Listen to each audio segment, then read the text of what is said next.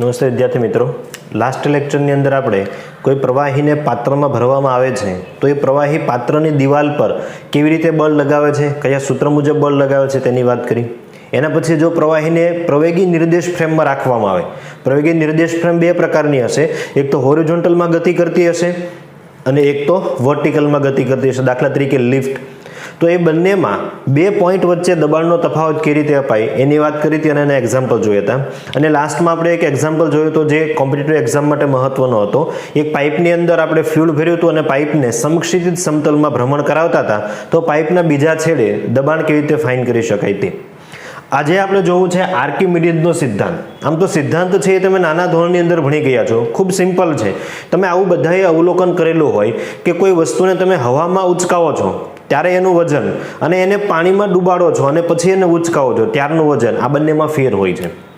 આપણો સિમ્પલ અનુભવ એવો કહે છે કે જ્યારે વસ્તુને પાણીમાં ડૂબાડવામાં આવે છે ત્યારે વજનમાં શું થઈ જાય છે, ઘટાડો થઈ જાય છે. એટલે કે આપણે જે વજન ઉચકવું પડે છે એ વજનમાં ઘટાડો થઈ જાય છે.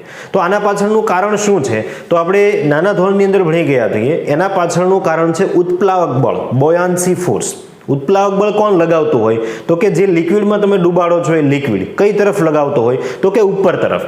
અને એટલે આપણને એ પદાર્થના વજનમાં શું લાગે છે, ઘટાડો લાગે છે. તો આર્કિમિડીઝનો સિદ્ધાંત આપણને શું શીખવે છે, એ સિદ્ધાંત આપણને એવું કહે છે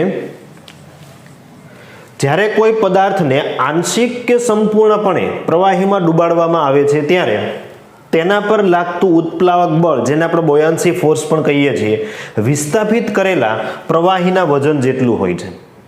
સિદ્ધાંત તમારે યાદ નથી રાખવાનો, પણ આને લઈને જેડબલઈ અને નીટ આ બંનેની અંદર બહુ બધી વાર એક્ઝામ્પલ આપણી સામે આવ્યા છે. તો ફરી હું રિપીટ કરું છું, જ્યારે પદાર્થને તમે આંશિક અથવા તો સંપૂર્ણપણે પ્રવાહીમાં ડૂબાડો છો ત્યારે શું થાય છે, તો કે ત્યારે એના પર ફોર્સ લાગે છે ઉપર તરફ. એ ફોર્સને આપણે શું કહીએ છીએ, ઉત્પ્લાવક બળ. એ કોના જેટલું હોય, તો કે વેણે વિસ્થાપિત કરેલા પ્રવાહીના વજન જેટલું હોય છે. તો દાખલા તરીકે મેં એક પદાર્થ તમને એ દર્શાવેલો છે. પદાર્થનું ટોટલ કદ કેટલું છે, v. પદાર્થની ડેન્સિટી કેટલી છે, ρ. જે લિક્વિડમાં ડુબાડીએ છીએ એની ડેન્સિટી કેટલી છે, ρ0. જેવો તમે આ પદાર્થને આ પાત્રની અંદર મૂકો એટલે ઉપર તરફ કયું બળ લાગશે, તો કે બોયાન્સી ફોર્સ લાગશે, જેને આપણે કેપિટલ F B વડે દર્શાવવાના છીએ. તો પદાર્થ દ્વારા કેટલું કદ વિસ્થાપિત થયું, તો આટલું કદ વિસ્થાપિત થયું. જુઓ તમે, હું એને દર્શાવું છું, આટલું કદ છે એ વિસ્થાપિત થયું. આપણે એવું ધારીએ કે વિસ્થાપિત કદ કેટલું છે, v'. તો તમને ઘણીવાર એવો પણ પ્રશ્ન કરવામાં આવે છે કે કેટલો ભાગ છે એ ડૂબેલો હશે, મૂળ ટોટલ જે કદ છે એનું કેટલું કદ છે ડૂબેલું હશે, એ પણ આપણે પ્રશ્નનો જવાબ આપીએ. પહેલા જે આપણને આર્કિમિડીઝનો સિદ્ધાંત કહે છે એને જો હું એક સૂત્ર સ્વરૂપે તમને લખીને બતાવું તો કેવી રીતે થાય. તમને એવું કહેવામાં આવ્યું છે કે આ FB બોયાન્સી ફોર્સ કેટલું હશે, તો કે આ વિસ્થાપિત થયેલું જે પણ તમને કદ દેખાય છે કોનું, પ્રવાહીનું, એના વજન જેટલું હશે.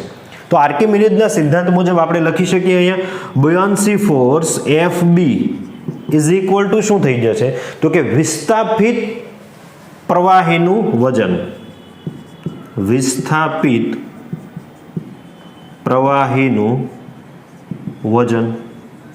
તો એ કેટલું હશે, તો વજનને જનરલી આપણે mg વડે દર્શાવીએ છીએ, પણ અહીંયા આગળ ધારો કે કદને મેં v' ધાર્યું છે તો એનું દળ હું કહી દઉં m'. આ m' એટલે શું, તો કે જે વિસ્થાપિત થયેલો ભાગ છે એ જ. તો આપણે એ લખી શકીએ FB is equal two m' into g. લખી શકીએ ને, તો આ આપણું સમીકરણ થઈ ગયું, જે કયો નિયમ બતાવે છે, તો કે આર્કિમિડીઝનો નિયમ, આર્કિમિડીઝનો પ્રિન્સિપલ. હવે બીજી એક નોંધ એ છે કે જ્યારે પદાર્થ તરતો હોય ત્યારે ઉત્પ્લાવક બળ પદાર્થના વજન જેટલું હોય. આ પણ કમ્પલસરી યાદ રાખવાનું છે, આનો ઉપયોગ આપણે મેક્સિમમ કરવાના છે. જ્યારે પદાર્થ ડૂબતો હોય ને ત્યારે નહીં લઈએ આપણે, જ્યારે પદાર્થ તરતો હોય, દાખલા તરીકે અહીંયા આગળ આ પદાર્થ તરી રહ્યો છે, તો મારે ઉત્પ્લાવક બળ લેવું હોય તો કેટલું લઈ શકું, તો મારી પાસે બે ઓપ્શન. આર્કિમિડીઝના સિદ્ધાંત મુજબ જે વિસ્થાપિત દળ છે એ લઈ લઉં, વજન છે એ લઈ લઉં, અથવા તો બીજું શું થઈ જશે, પદાર્થનું વજન. તો આપણા કેસની અંદર આપેલ કિસ્સામાં આપણે આવી રીતે લખી શકીએ FB ઇઝ ઇક્વલ ટુ પદાર્થનું વજન, તો પદાર્થનું દળ આપણે ધારીએ m ઇન્ટુ g, અને આર્કિમિડીઝના સિદ્ધાંત મુજબ આને જ આપણે શું કહી શકીએ તો કે m ડેશ ઇન્ટુ g. આવું આપણે ક્યારે લખી શકીએ? જ્યારે પદાર્થ તરતો હોય ત્યારે. દાખલા તરીકે બરફને તમે પાણીની અંદર ડૂબાડો છો તો પાણીમાં મૂકો છો ત્યારે બરફ ડૂબી નહીં જાય, બરફ તરશે, બરાબર. તો હવે તમને એવું કહેવામાં આવે ધારો કે આનો કેટલો ભાગ છે એ ડૂબેલો છે, તો આપણે બંને બાજુ વેલ્યુ મૂકીએ, g અને g કેન્સલ, m એટલે રો ઇન્ટુ v, પણ આ પદાર્થનું છે તો પદાર્થની ડેન્સિટી રો અને પદાર્થનું કદ v, g તો કેન્સલ થઈ ગયો, is equal to rho dash v dash થઈ જશે. તો કેટલો ભાગ ડૂબે છે તો v dash divide by v is equal to શું થઈ જશે? Rho divide by rho dash થઈ જશે ને, rho divide by rho dash. તો આનો જે તમને આન્સર આવે, તમને પદાર્થની ડેન્સિટી આપી દીધી હશે અને આ પાણીની જે પ્રવાહી હશે એની ડેન્સિટી આપી દીધી હશે. તો કુલ કદમાંથી કેટલો કદ ડૂબેલો હતો v ડેશ, તો આ ભાગ છે એ તમે ડૂબેલો ભાગ કહી શકો. આને આપણે શું કહી શકીએ? પ્રવાહીમાં ડૂબેલો ભાગ. તમને એમ કહેવામાં કેટલા ટકા ભાગ ડૂબેલો છે તો ગુણ્યા કેટલા કરી દેવાના, એ 100 કરી દો તો તમને પર્સન્ટેજમાં મળી જશે કેટલો ભાગ ડૂબેલો છે તે. તો આ છે આર્કિમિડીઝનો પ્રિન્સિપલ. આને લઈને બહુ બધા એક્ઝામ્પલ આપણી સામે એક્ઝામમાં આવતા રહ્યા છે. સરખી રીતે લખી લો, પછી આપણે એક્ઝામ્પલ તરફ આગળ વધીએ. આર્કિમિડીઝના સિદ્ધાંતને લઈને આપણે એક્ઝામ્પલ જોઈએ. જો પદાર્થનો અડધો ભાગ ડૂબી જતો હોય તો પદાર્થની ઘનતા શોધો. આપણે એવું ધારી લઈએ કે પદાર્થનું જે કદ છે, અત્યારે પદાર્થનું કદ આપણે v ધારીએ અને પદાર્થની ઘનતા કેટલી ધારી લઈએ તો કે રો. એક્ઝેક્ટ કેટલો ભાગ ડૂબી જાય છે? અડધો ભાગ ડૂબી જાય છે, એટલે v/2 જેટલું કદ છે એ ડૂબી જાય. આવી રીતે આપણે લખી શકીએ. તો અહીંયા આગળ આપણે જો બળ લાગે છે એની વાત કરીએ તો એક ઉત્પ્લાવક બળ કઈ તરફ લાગતું હશે? પદાર્થ પર, ઉપર તરફ, જેને આપણે FB કહીએ છીએ. તો પદાર્થ જ્યારે તરતો હોય, ડૂબતો ન હોય, ત્યારે આપણે એવું કહી શકીએ કે ઉત્પ્લાવક બળ પદાર્થના વજન જેટલું હોય. તો FB ઇઝ ઇક્વલ ટુ શું થઈ જશે? પદાર્થનું વજન. આપણી પાસે આર્કિમિડીઝનો પ્રિન્સિપલ એવો પણ છે કે FB ઇઝ ઇક્વલ ટુ આપણે શું લખી શકીએ તો કે વિસ્થાપિત થયેલા પ્રવાહીનું વજન. તો FB ઇઝ ઇક્વલ ટુ આપણે આવી રીતે પણ લખી શકીએ, વિસ્થાપિત, આ બધામાં આપણે નહીં લખીએ, હું પહેલો દાખલો છે એટલે લખું છું, વિસ્થાપિત પ્રવાહીનું વજન ઇઝ ઇક્વલ ટુ અહીંયા શું થઈ જશે? પદાર્થનું વજન. તો વજનનું સમીકરણ શું થાય? mg. તો વિસ્થાપિત થયેલ પ્રવાહી માટે આપણે લખીએ m dash g is equal two પદાર્થ માટે લખીએ mg. તો પ્રવાહી માટે મેં ડેશનો ઉપયોગ કર્યો છે અને પદાર્થ માટે m નો ઉપયોગ કર્યો છે. તો g અને g કેન્સલ થઈ જશે, m ડેશ. તો આપણી પાસે આવું એક સમીકરણ છે, mass is equal to rho into v. તો અહીંયા છે વિસ્થાપિત થયેલ પ્રવાહીનું વજન. તો રો કોની લેવાની? વિસ્થાપિત થયેલા પ્રવાહીની. તો પ્રવાહી એટલે આપણી પાસે શું છે? પાણી. તો અહીંયા થઈ જશે રો ડેશ, બરાબર, એ પાણીની ડેન્સિટી હશે, ઇન્ટુ વોલ્યુમ. તો કેટલું વોલ્યુમ છે વિસ્થાપિત થાય છે? તમને એવું કીધું છે કે અડધો ભાગ ડૂબી જાય છે, તો ટોટલ વોલ્યુમ કેટલું છે? v. તો વિસ્થાપિત થયેલ પ્રવાહીનું વોલ્યુમ કેટલું થઈ જશે? એના કરતાં અડધું, એટલે શું થઈ જશે? v divide by 2. g તો cancel, is equal to mass. હવે આ કોના માટે લખવાનું છે? પદાર્થ માટે. તો પદાર્થની ડેન્સિટી કેટલી ધારી મેં? રો. અને પદાર્થનું કદ કેટલું ધાર્યું મેં? તો v. તો અગેન v અને v કેન્સલ થઈ જશે, તો રો ઇઝ ઇક્વલ ટુ શું થઈ જશે? Rho dash divide by 2. Rho dash એટલે પ્રવાહી, પ્રવાહી તરીકે શું છે? પાણી. તો પાણીની ડેન્સિટી કેટલી હોય? 1000 ડિવાઈડ બાય 2, એટલે આ કેટલું આપણને મળે? 500 કિલોગ્રામ પર મીટર ક્યુબ. એવો બીજો એક એક્ઝામ્પલ જોઈએ. મેં ખાલી શેપ ચેન્જ કર્યો છે. L બાજુની લંબાઈ ધરાવતો એક સમઘન ટુકડો ρ0 ઘનતા ધરાવતા પ્રવાહીમાં તરે છે, જે મેં આકૃતિમાં અહીંયા દર્શાવ્યું છે. જો ટુકડાનો x લંબાઈ જેટલો ભાગ પ્રવાહીની અંદર રહેતો હોય તો પદાર્થની ઘનતા શોધો. અહીંયા આપણે કદ દ્વારા આપવામાં આવ્યું તો અડધો ભાગ. અહીંયા મેં તમને લંબાઈ સ્વરૂપે આપેલું છે. કેટલી લંબાઈ અંદર ડૂબેલી છે? તો કે આ જે લંબાઈ છે એ x જેટલી લંબાઈ છે. ટુકડો જે છે એનું કદ કેટલું થઈ જશે? તો કે L by L by L થઈ જશે ને. તો ઉપર તરફ કયું બળ લાગતું હશે? ઉત્પ્લાવક બળ, FB. બધામાં આપણે આવું ગુજરાતીમાં નહીં લખીએ, તો તો F B is equal to શું થઈ જશે? પદાર્થનું વજન. ઓકે, એફ બી તો આર્કિમિડીઝના પ્રિન્સિપલ મુજબ એફ બી એટલે આપણે એવું પણ લખી શકીએ વિસ્થાપિત થયેલા પ્રવાહીનું વજન. તો અહીંયા વિસ્થાપિત કેટલું પ્રવાહી થયું હશે? તો કે એક્સ લંબાઈ જેટલું વિસ્થાપિત થયેલું હશે. તો ફરી અહીંયા આપણે લખી શકીએ એફ બી તરીકે M dash G is equal to પદાર્થનું વજન શું થઈ જશે? એમ જી. જી અને જી ગોટ કેન્સલ. તો એમ માસ આપણે લખવાનું છે અહીંયા વિસ્થાપિત જે થયેલું છે તે સમીકરણ એક જ ઉપયોગ કરવાનો છે, mass is equal to rho into V. તો આ તરફ છે વિસ્થાપિત થયેલા પ્રવાહી માટે, તો એની ડેન્સિટી કેટલી છે? તો પ્રવાહીની ડેન્સિટી તમને રો ઝીરો આપવામાં આવી છે, તો એ આપણે લખી શકીએ અહીંયા રો ઝીરો ઇન્ટુ વોલ્યુમ. કેટલું વિસ્થાપિત થયું હશે? તો એલ બાય એલ આટલો ક્ષેત્રફળ થઈ ગયું. કેટલી ઊંચાઈ સુધી છે?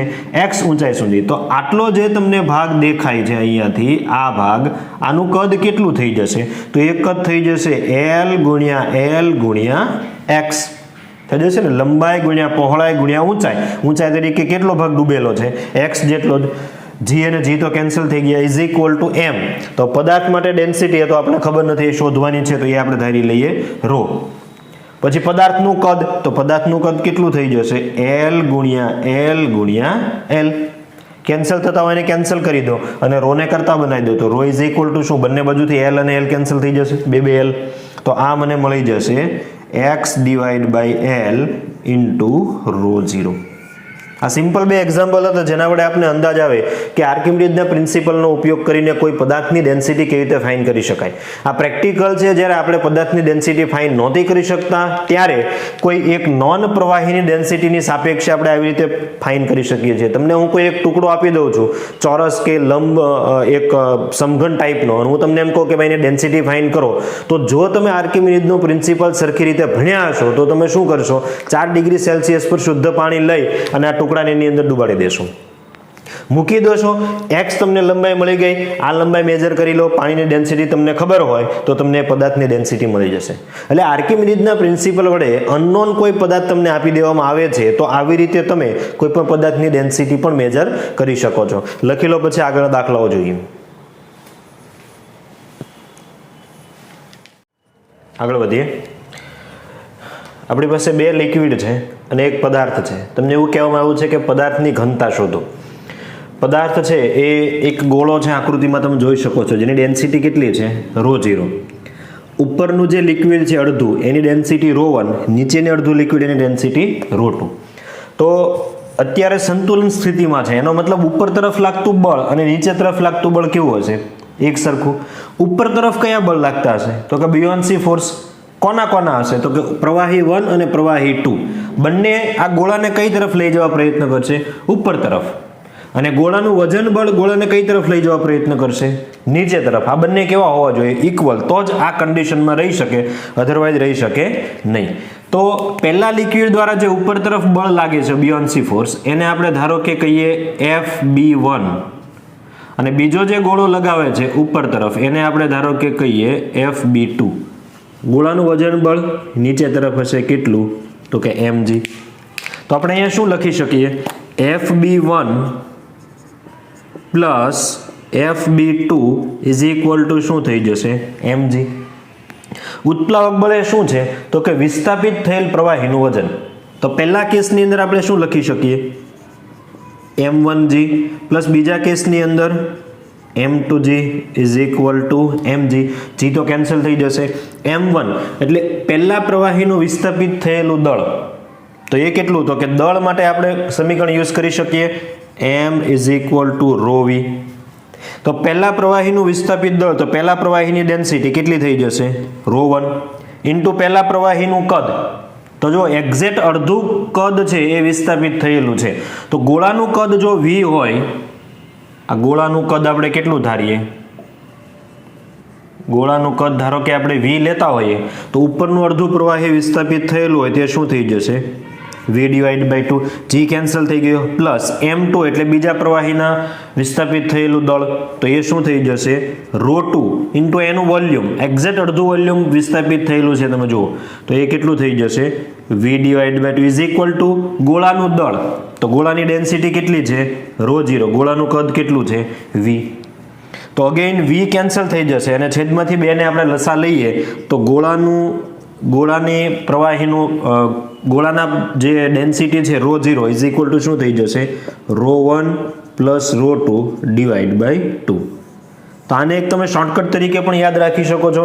જ્યારે કોઈ પદાર્થ છે શેપ પર ડિપેન્ડ નથી કરતું. તમે જુઓ આ ગોળાની જગ્યાએ તમે ઘન રાખી દીધું તો પણ વાંધો નથી, નળાકાર રાખી દીધું તો પણ વાંધો નથી, પણ અડધો ભાગ ઉપર નીચે હોવો જોઈએ. શેપ કોઈ પણ પ્રકારનો હોય ચાલશે, કેમ કે આપણી ડેન્સિટી છે એ શેપથી સ્વતંત્ર છે. તો પદાર્થની ડેન્સિટી બંને પ્રવાહીની ડેન્સિટીથી સરવાળાથી કેટલી હોય તો કે અડધી હોય. શેપ પર ફરી કહું ડિપેન્ડ કરતું નથી. અત્યારે મેં ગોળો ધારેલો છે, તમે ત્યાં નળાકાર રાખી શકો, સમઘન રાખી શકો, બરાબર. તો શું થઈ જશે rho 1 plus rho 2 divide by 2. આ સંતુલન સ્થિતિની વાત થઈ. ધારો કે તમારો પદાર્થ સંતુલન સ્થિતિમાં નથી, તો અહીંયા જો મેં કીધું રો લેસ ધેન રો 0 હોય તો દોરીમાં તણાવ શોધો. હવે આપણને ખ્યાલ છે જ્યારે પ્રવાહી કરતા પદાર્થની ઘનતા ઓછી હોય ત્યારે નીચે તમે રાખી દો તળિયે તો એ ક્યાં આવવા પ્રયત્ન કરશે? ઉપર તરફ. દાખલા તરીકે એક પરપોટો, તો પરપોટાની અંદર શું હોય? હવા, અથવા તો એક રબરનો ગોળો. તો રબરના બોલને તમે ધારો કે નીચે મૂકી દો અહીંયા આગળ, તો ધીમે ધીમે ક્યાં આવતો રહેશે? ઉપર. એનું કારણ શું છે તો કે પદાર્થની ઘનતા જ્યારે પ્રવાહીની ઘનતા કરતાં ઓછી હોય ત્યારે પદાર્થ છે તરવાનું વલણ ધરાવે, અને પદાર્થની ઘનતા વધારે હોય તો પદાર્થ ડૂબવાનું વલણ ધરાવે. તો અહીંયા આગળ શું છે તો કે પદાર્થની ડેન્સિટી પ્રવાહી કરતાં ઓછી છે, તો ઉપર તરફ જે બળ લગાડશે કોણ? પ્રવાહી. એ કેવું હશે? એના વજન કરતાં વધારે હશે. આના ઉપર લાગતા જો આપણે બળની વાત કરીએ તો ઉપર તરફ એક બળ લાગે, કયું? FB, buoyancy force. જે કોણ લગાવે? તો કે પ્રવાહી લગાવશે. એક નીચે તરફ બળ લાગશે, એ કયું લાગશે? તો કે નીચે તરફ એક બળ લાગશે, mg. તો દોરીની અંદર મારે તણાવ ફાઇન્ડ કરવો છે. તણાવ કેટલો હશે? T. એ મારે ફાઇન્ડ કરવો છે, બરાબર. તો કેવી રીતે ફાઇન્ડ કરી શકીએ આપણે? તો કે T દોરીમાં તણાવ ઇઝ ઇક્વલ ટુ શું થઈ જશે? તો કે FB માઇનસ mg લખી શકીએ. FB વધારે છે એટલે તણાવ ક્યારે ઉત્પન્ન થઈ શકે? જ્યારે FB છે એ mg કરતાં વધારે હોય તો જ. જો mg વધારે હોત FB કરતાં તો આ પદાર્થ કઈ તરફ જતો હોત? નીચે તરફ જતો હોત. તો આ બંનેનો જે ડિફરન્સ છે એ ડિફરન્સ તમને અહીંયા જોવા મળે તણાવમાં, બરાબર. તો અહીંયા આગળ શું થઈ જશે? T. તો FB એટલે વિસ્થાપિત થયેલા પ્રવાહીનું વજન. તો એને આપણે લખી શકીએ m' g minus mg is equal two m'. તો સમીકરણ તો આ જ યુઝ કરવાનું છે, રો ઇન્ટુ વી. પણ ત્યાં આગળ પ્રવાહી છે તો વિસ્થાપિત થયેલ પ્રવાહીનું ડેન્સિટી છે રો 0, એનું કદ તો પહેલા જેટલું જ હશે v into g minus m એટલે શું થઈ જશે? Rho v into g. પદાર્થની ડેન્સિટી તમને ઓલરેડી આપી દેવામાં આવી છે. તો vg ને આપણે કોમન લઈએ તો આ થઈ જશે rho 0 minus rho into vg. તો આ થઈ ગયું તણાવ બળ T. ક્યાં આગળ જોવા મળશે? તો કે આ દોરીમાં જોવા મળશે. હવે આમાંથી એક કેસ આપણે નવો વિચારીએ. અહીંયા મેં તમને પ્રવાહી 2 આપ્યા છે અને પદાર્થ 1 આપ્યો છે. ધારો કે એમાં હું થોડો ચેન્જ કરું, બરાબર. આ પ્રકારના એક્ઝામ્પલો તમને ક્યાં જોવા મળશે? વર્કશીટની અંદર જોવા મળશે. ધારો કે આ એક લિક્વિડ છે, બરાબર. લિક્વિડની ડેન્સિટી આપણે ધારી લઈએ રો 0. એક જ લિક્વિડ છે. હવે હું પદાર્થ 2 રાખી દઉં. કેવી રીતે જુઓ તમે? એક નાનો ગોળો, એની ડેન્સિટી રો 1 નક્કર ગોળો, અને એક મોટો ગોળો, એની ડેન્સિટી રો 2. ધારો કે આની ડેન્સિટી કેટલી? તો કે રો 2. હવે તમને એમ કહેવામાં આવે કે પ્રવાહીની ડેન્સિટી શોધો રો 1 અને રો 2 સ્વરૂપે. ત્રિજ્યા બંનેની ધારો કે આપણે આપી દઈએ, અંદરની R1 અને બહારની R2. તો આ કેસની અંદર શું કરવાનું છે? તો કે આ કેસની અંદર કોન્સેપ્ટ તો સેમ જ લગાવવાનો છે. આ અત્યારે સંતુલન સ્થિતિમાં છે તો આનું વજન બળ નીચે તરફ હશે mg ટોટલ, અને ઉત્પ્લાવક બળ કઈ તરફ હશે? ઉપર તરફ FB. તો તમારે કરવાનું શું છે? તો કે FB ઇઝ ઇક્વલ ટુ ગોળાનું વજન. આ જ કરવાનું છે. FB એટલે વિસ્થાપિત થયેલા પ્રવાહીનું વજન. હવે ગોળાનું વજન તમે જ્યારે ગણો, જ્યારે તમારે જો ગોળો છે 2 પદાર્થથી બનેલો છે તો બંનેનું અલગ અલગ વજન તમારે ફાઇન્ડ કરવું પડશે. ધારો કે આનું માસ આપણે m1 લઈએ, માસ ફાઇન્ડ કરવું પડશે રો ઇન્ટુ v થી, અને બહારનું માસ ધારો કે m2 લઈએ તો ગોળાનું સંપૂર્ણ વજન શું થઈ જશે? m1 પ્લસ m2 ઇન્ટુ જી અને વિસ્થાપિત થયેલા પ્રવાહી માટે થઈ જશે એમ ડેશ જી. હવે M1 M2 અને M ની કિંમત મૂકો તો તમને ρ0 છે એ ρ1 અને ρ2 સ્વરૂપે મળી જશે. એટલે બે પ્રવાહી અને એક ગોળો પણ તમને આપી શકે, એક પ્રવાહી અને બે ગોળા પણ તમને આપી શકે. ગોળો એક જ છે પણ બે પદાર્થથી બનેલો છે. તો આ પ્રકારના એક્ઝામ્પલો છે એ આપણે કોમ્પિટિટિવ એક્ઝામમાં જોવા મળતા હોય છે. લખી લો, પછી આગળ વધીએ. ખૂબ સરસ મજાના એક્ઝામ્પલ તરફ આગળ વધીએ. આપણી પાસે એક બ્લોક છે. બ્લોક ઉપર એક આપણે કોઈન, એક સિક્કો રાખેલો છે. સિક્કો જે જ્યારે એને ઉપર આપણે રાખીએ છીએ બ્લોકની ઉપર, ત્યારે કંઈક સ્થિતિ એવી છે કે બ્લોકનો x જેટલો ભાગ ડૂબેલો છે અને તળિયાથી આ પ્રવાહીની હાઈટ કેટલી છે? h. હવે તમારે શું કરવાનું છે તો કે એ સિક્કાને તમારે પ્રવાહીમાં ફેંકવાનો છે.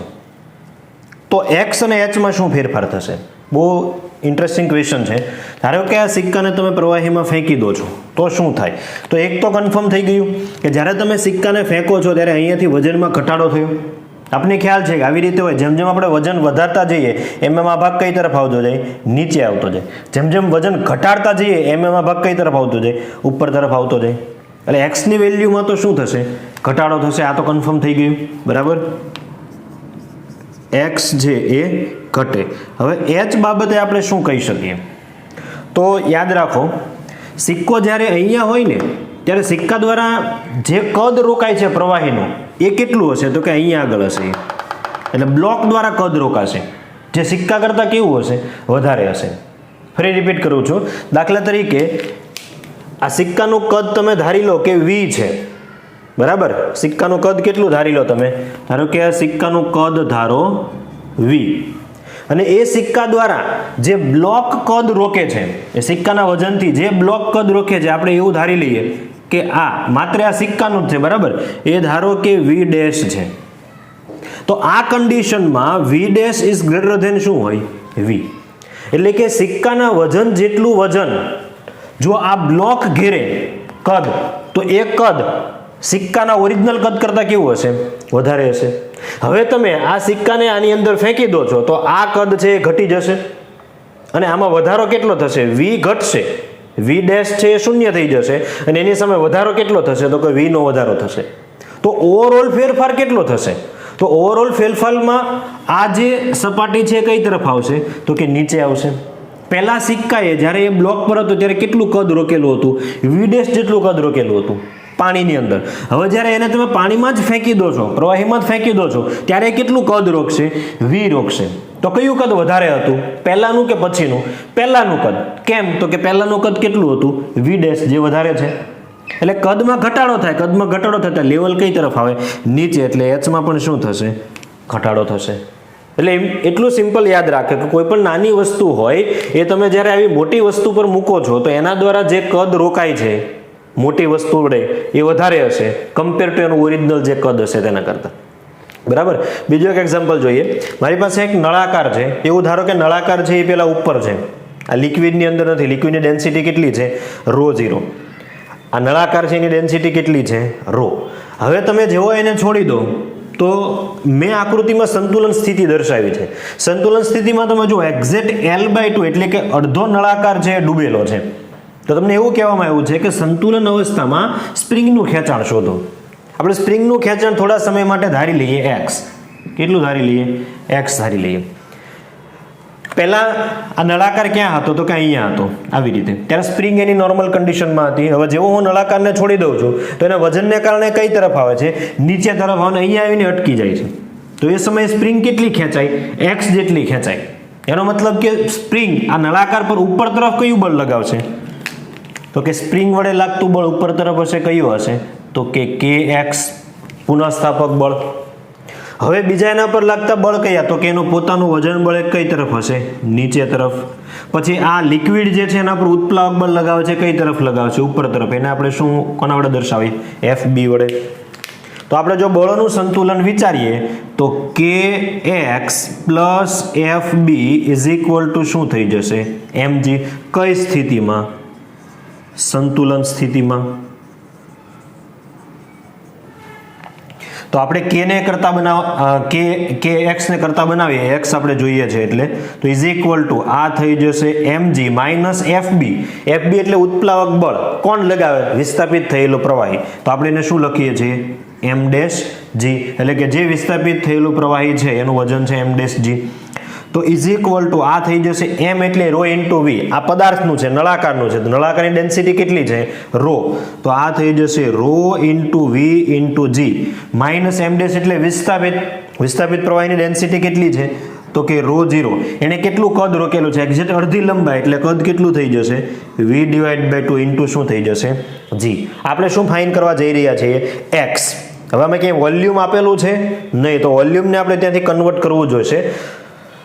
તો આ થઈ જશે, અહીંયાથી જો v અને g કોમન નીકળી જશે, તો rho minus rho 0 divide by 2 into v into g.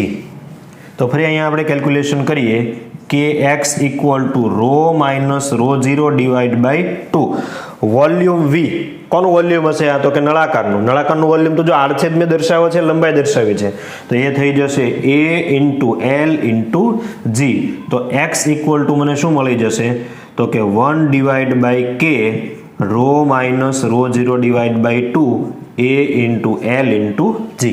હવે જો જે ડેટામાં આપેલો છે એ જ આન્સર તમારો છે. કે તમને ડેટામાં આપેલો છે, રો 0 આપેલી, a l અને g તો કોન્સ્ટન્ટ છે. તો આ આપણો ફાઇનલ આન્સર થઈ ગયો. તો આ પ્રકારના એક્ઝામ્પલ છે એ કોમ્પિટિટિવ એક્ઝામમાં આપણી સામે આવતા હોય છે.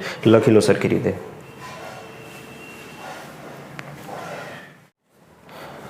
આગળ વધીએ. પ્રવેગી નિર્દેશ ફ્રેમમાં ઉત્પ્લાવક બળ. ધારો કે આપણું પાત્ર છે એ કોઈ લિફ્ટની અંદર છે અને લિફ્ટ છે ઉપર તરફ એ જેટલા પ્રવેગથી ગતિ કરે છે. પાત્રની અંદર એક બ્લોક છે અથવા એક નળાકાર એક પદાર્થ કે જેનું દળ કેટલું છે? m. તો હવે આ કેસની અંદર ઉત્પ્લાવક બળ કેટલું, એટલે આ પ્રવાહી આ પદાર્થ પર કેટલું બળ લગાવતું હશે એ આપણે ફાઇન્ડ કરવું છે. તો પહેલાં તો આપણે બળો બધા દર્શાવી દઈએ. ઉપર તરફ કયું બળ લાગતું હશે? તો કે ઉત્પ્લાવક બળ FB. આ FB કોણ લગાવે? તો કે આ પ્રવાહી. પછી આ પદાર્થનું વજન બળ કઈ તરફ લાગતું હશે? નીચે તરફ mg. બીજા કોઈ બળ લાગે છે? તો કે નહીં.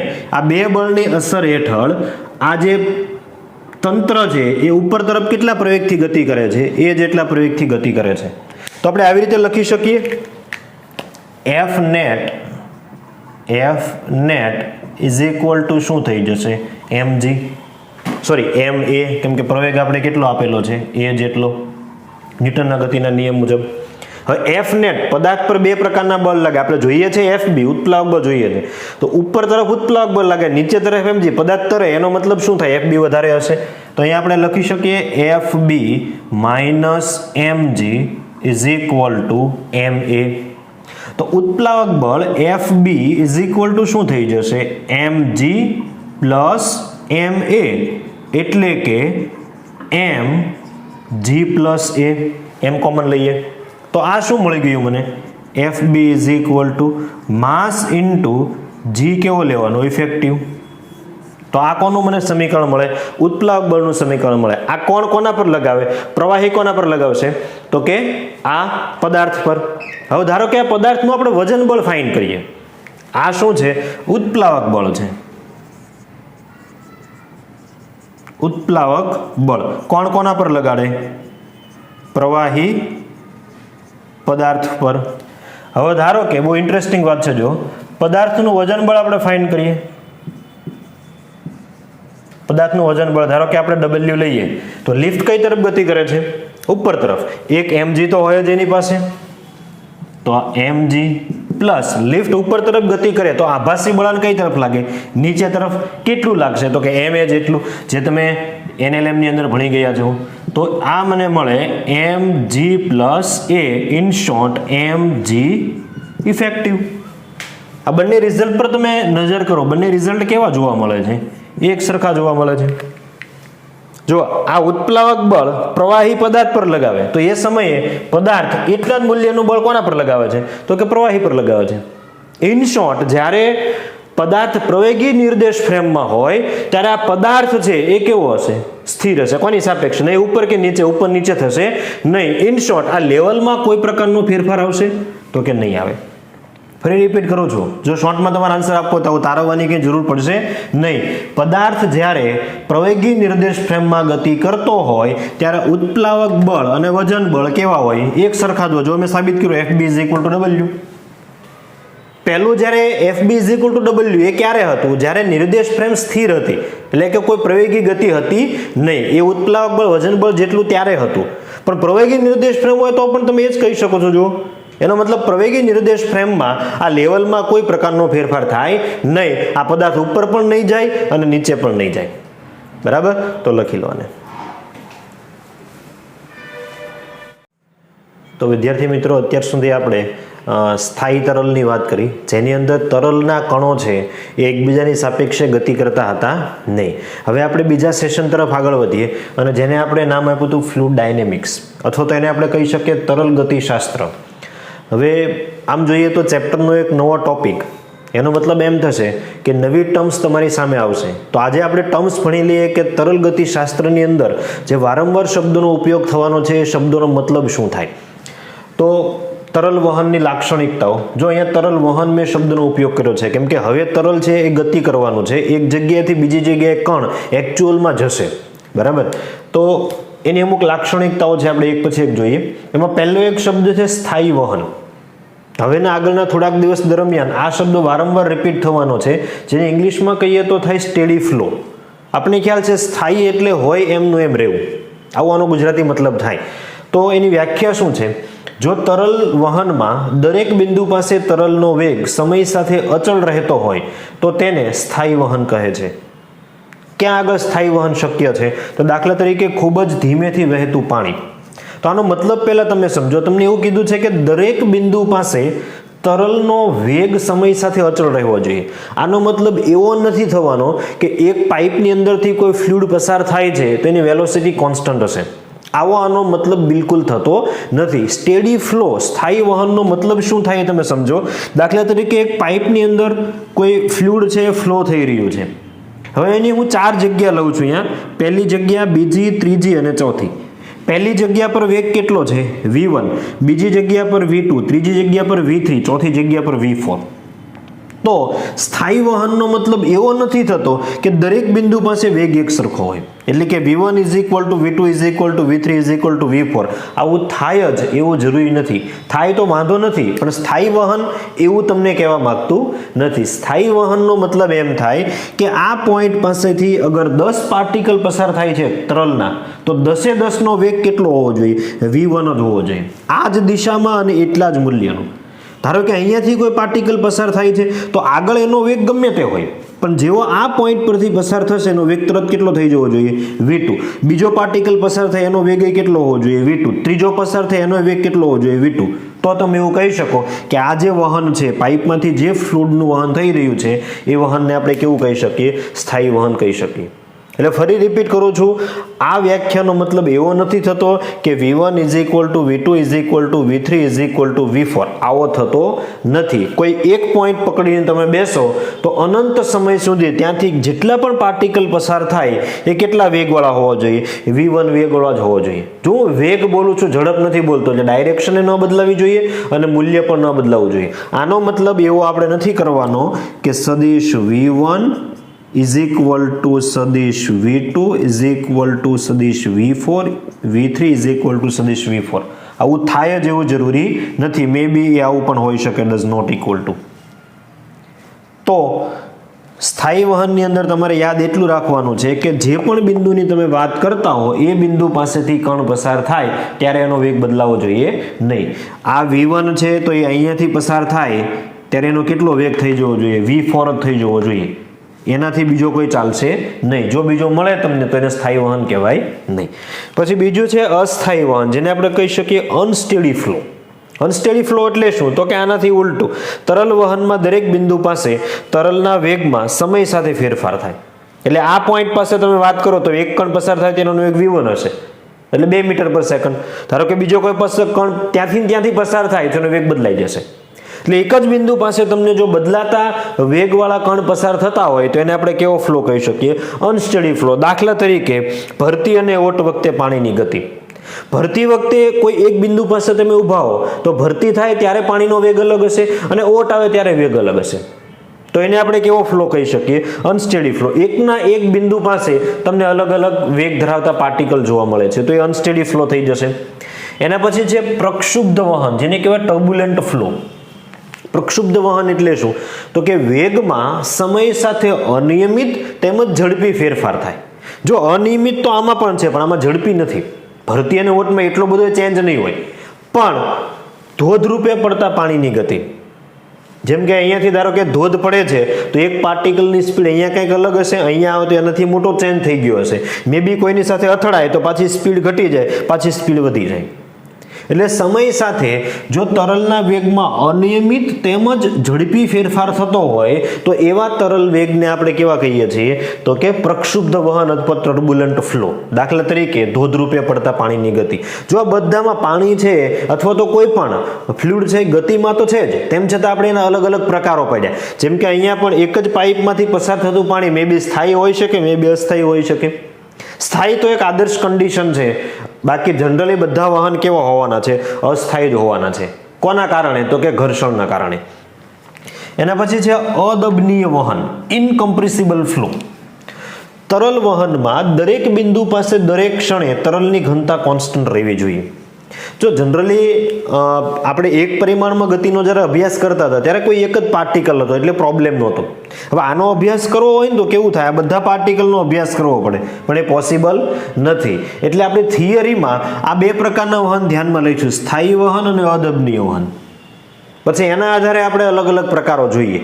બરાબર, આપણા લગભગ 99% એક્ઝામ્પલની અંદર વહન કેવું આપણે ધારીશું?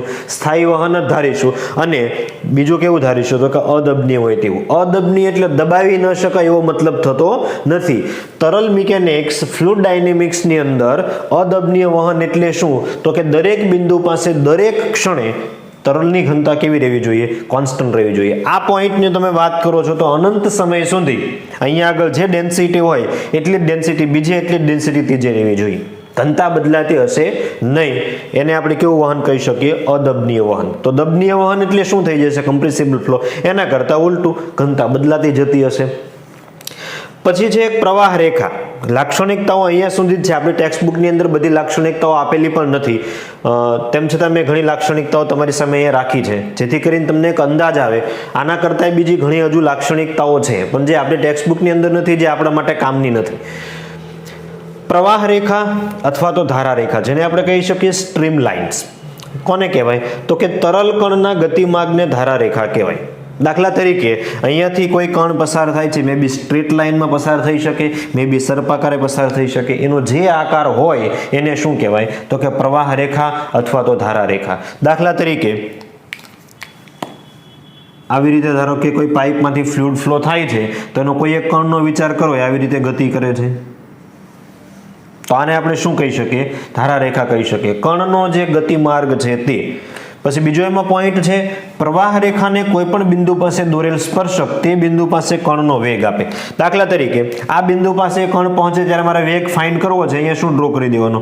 સ્પર્શક ડ્રો કરી દેવાનો. એ જ કણ અહીંયા પહોંચે ત્યારે વેગ ફાઇન્ડ કરવો તો અહીંયા સ્પર્શક ડ્રો કરી દો, અહીંયા પહોંચે ત્યારે વેગ ફાઇન્ડ કરો તો અહીંયા સ્પર્શક ડ્રો કરી દો.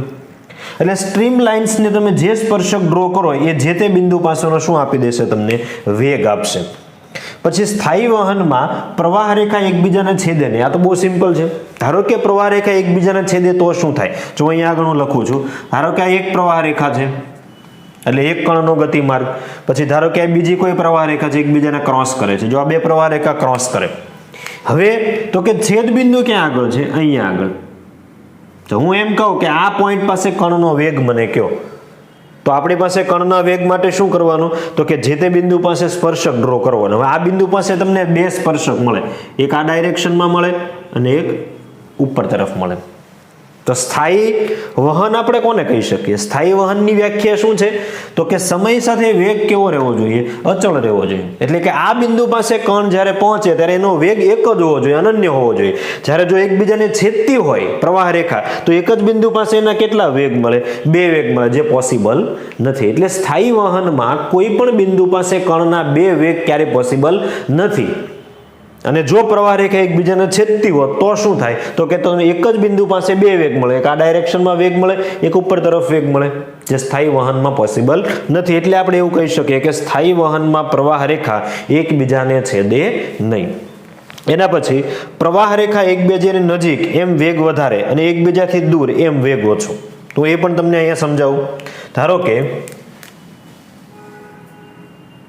અહીંયા સમજાવું છું. જો ધારો કે હું એક તમને આડછેદ આપું છું.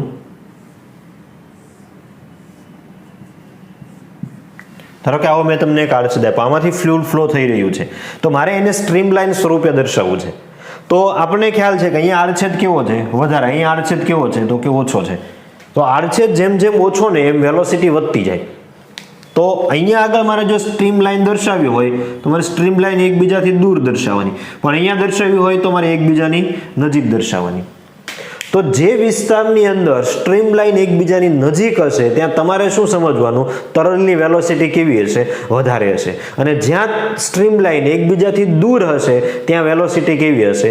તો કે ઓછી હશે. તો આ અલગ અલગ ટર્મિનોલોજી છે જેનો ઉપયોગ તમે આગળની થિયરીમાં ભણવાના છો, જે કોના માટે છે? ફ્લુઇડ ડાયનેમિક્સ માટે. ફરી હું રિપીટ કરી દઉં છું. આપણે આગળ વાયુનો ગતિવાદ ભણીશું, જે તમે ઓલરેડી કેમિસ્ટ્રીની અંદર ભણી ગયા છો, બરાબર? તો એની અંદર વાયુનો અભ્યાસ કરવા માટે આપણે કોઈ એક પાર્ટિકલનો અભ્યાસ કરીએ છીએ અને પછી બાકીના બધા પાર્ટિકલોને આપણે લગાવી દઈએ છીએ. તો અહીંયા સેમ કંઈક આપણે એવી જ રીતે કરીશું. જ્યારે ફ્લુઇડ કોઈ પાઇપમાંથી પસાર થતું હોય તો એક એક પાર્ટિકલનો અભ્યાસ આપણે કરી શકવાના નથી. તો એ સમયે આપણે શું ધારવું પડે? એક પાર્ટિકલની જેવી વર્તણૂક હશે એવી જ વર્તણૂક કેવી હશે? તો કે બધા પાર્ટિકલની. એમ કરીને આપણે અભ્યાસની શરૂઆત કરી શકીએ અને પછી એમાં જે ચેન્જીસ આવતા હોય તે આપણે ચેન્જીસને કન્સિડર કરતા જઈએ અને નવી ને નવી થિયરી ડેવલપ કરતા જઈએ. તો તરલ ગતિશાસ્ત્રની તરલની લાક્ષણિકતાઓ છે, એ લાક્ષણિકતાઓ મેં તમને એક સમજાવી. સ્થાયી વહન કોને કહેવાય તે, અસ્થાયી વહન કોને કહેવાય તે, પ્રક્ષુબ્ધ વહન કોને કહેવાય, અદબનીય વહન કોને કહેવાય, દબનીય. આને સિવાયની બીજી ઘણી બધી લાક્ષણિકતાઓ છે અને અલગ અલગ રેફરન્સ બુકની અંદર પણ તમને એ જોવા મળશે, જે આપણા માટે અત્યારે કામની નથી. આ લાક્ષણિકતા નથી, આ પ્રવાહ રેખાની એક વ્યાખ્યા છે અને પ્રવાહ રેખાના જે ઇમ્પોર્ટન્ટ પોઈન્ટ છે 4 એ મેં તમને અહીંયા લખીને આપ્યા છે. તો આને સરખી રીતે નોટ ડાઉન કરી લો અને આ બધી જ વસ્તુઓ તમારે યાદ રાખવાની છે.